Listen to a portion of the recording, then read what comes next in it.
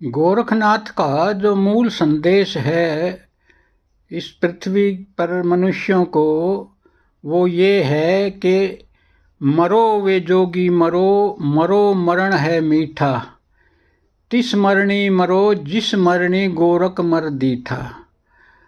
तो ये जो सारे संत जो मरने की, जीते जी मरने की जो बात करते हैं, ये मरना क्या है, इस पे थोड़ा सा मैं गौर से समझाने की कोशिश करता हूँ।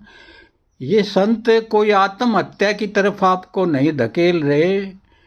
ये कहते हैं कि जो आपका मन है, जो उधार ज्ञान है, वो आवरण की तरह, कवच की तरह आपके चारों तरफ एक कोकून बन गया है। जैसे रेशम का कीड़ा अपने ऊपर रेशम का कोकून लपेट लेता है और वो भीतर ही मर जाता है, ऐसे हम इस उधार ज्ञान से, इस अज्ञान से लिपटे हुए मर जाते हैं। तो जो साधना है वो जिंदा रहते हुए इस उधार ज्ञान के कोकून को ऐसे फना कर दो जैसे पतंगा जलती हुई अग्नि में फना हो जाता है। उसके जैसे सोने को जब अग्नि से गुजारते हैं तो सोना भस्म नहीं होता, सोना निखरता है, क्योंकि विजातीय जो तत्व थे वो भस्म हो गए। तो दोस्तों, ये जो साधना की अग्नि है, ध्यान की अग्नि है, प्रेम की अग्नि है, इससे डरना नहीं है, इससे गुजरना है, ताकि आपके भीतर जो विजातीय तत्वों का अंबार लगा है जन्मों जन्मों से, और जिसको आप अपना होना समझते हो, जिसको अपना वर्चस्व समझते हो, वो भस्म हो जाए तो असली वर्चस्व प्रकट होगा।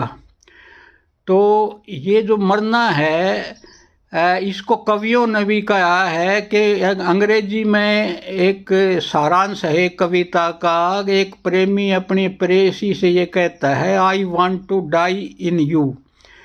जो मरने, प्रेम में मर जाओ, प्रेम में भस्मीभूत हो जाओ, और उस क्षण में आप का जो थॉट प्रोसेस है अनवांटेड, वो सीज हो जाता है और आप वर्तमान में अपने को पाते हैं।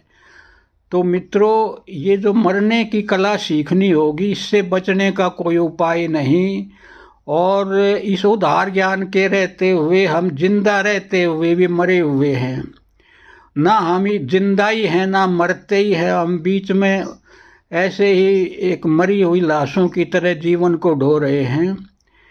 तो डरो नहीं, और प्रेम की अग्नि में अपने ईगो को मेल्ट कर दो, वाष्पीभूत कर दो, या ध्यान की अग्नि में वाष्पीभूत करो, लेकिन इस अग्नि परीक्षा से गुजरना ही होगा, इससे छुटकारा नहीं है।